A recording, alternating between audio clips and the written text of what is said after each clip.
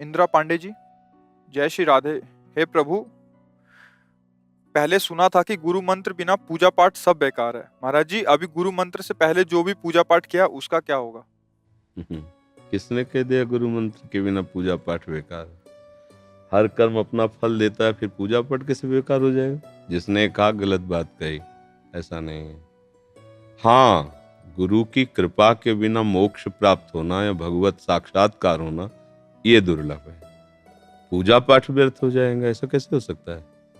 जब यहाँ पाप कर्म करो तो वो फल दे देता है, फिर तो पुण्य कर्म क्यों फल नहीं देगा?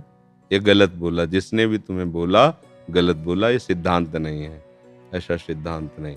हाँ, जब भगवत प्राप्ति की बात आएगी तब ये हो जाएगा कि बिना गुरु चाहे शिव विरंच सम होई, बिन गुरु भवनिधि तरे न कोई। ये बात तो सिद्धांत में आती कि गुरु कृपा करके वो सूत्र, वो युक्तियां देते हैं, वो महिमा में मंत्र देते हैं, जिससे हमारा अज्ञान अंधकार नष्ट हो जाता है और हम उस ज्ञान के प्रकाश में देख पाते हैं कि हम भगवान के स्वरूप हैं, भगवान के अंश हैं। ये बातें आगे की हैं, पर पूजा पाठ व्यर्थ हो जाता है, ऐसा है, सब गलत बात है। पहली बात तो सोचना ही नहीं। अच्छा, अब दूसरी बात, जब हम नाम जप करते हैं, पूजा करते हैं, तो भगवान कृपा करके उसका फल ये दे देते हैं कि वो अपना मार्ग देते हैं। जैसे आप वृंदावन आए, संत समागम करे, ठाकुर जी के दर्शन करे, ये आपकी पूजा पाठ का फल है। भगवान ने कृपा करके फल दिया, अब इसका फल आगे और बढ़ेगा। तो कोई चीज ऐसा नहीं है कि वो आपका बेकार चला। जब पाप बेकार नहीं जाते हैं, वो भी हमें भुगताना पड़ता है, तो हमारा पुण्य कैसे चला जाएगा? ये तो बिल्कुल ही बेकार की बात है, समझे? और इसमें रोना क्या है? हमारे पुण्य बेकार हो जाएगा, रोना है? अरे इसमें रोना क्या, समझना है। तुम तो ऐसे रो रहे हो जैसे तुम्हारे कोई छीन लिए गए हो, रुपए पैसे सब छीन लिए गए कि अब क्या करें, अभी तक जितना कमाया वो सब छीन गया। ऐसा नहीं है, बहुत धैर्यपूर्वक। इसीलिए शास्त्र सम्मत वाक्य ही हमारे संशयों को दूर कर सकते हैं। मनमानी बोलना, तो कोई भी गली चलते कुछ भी उपदेश करे थोड़ी माना जाता है, ऐसे नहीं माना जाता। पहले देखा जाता है कि जिससे हम उपदेश सुन रहे उसमें बात है कि नहीं है, आचरण है कि नहीं है, जीवन है कि नहीं है। ऐसे थोड़ी कि बेमतलब की बातें उपदेश कर दे।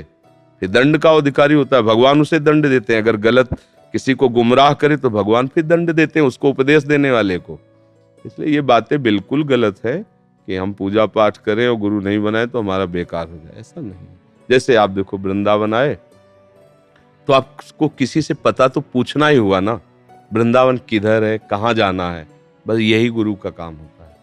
भगवान कैसे मिलेंगे, क्या करें हम, वो गुरु आपको मार्ग बता देते हैं। वैसे ही चलो, भगवान मिल गए। मिले तो आपकी ही करनी से, मिले तो आपके ही भजन से, पर गुरु ने युक्ति बता दी, भजन बता दिया, मार्ग बता दिया।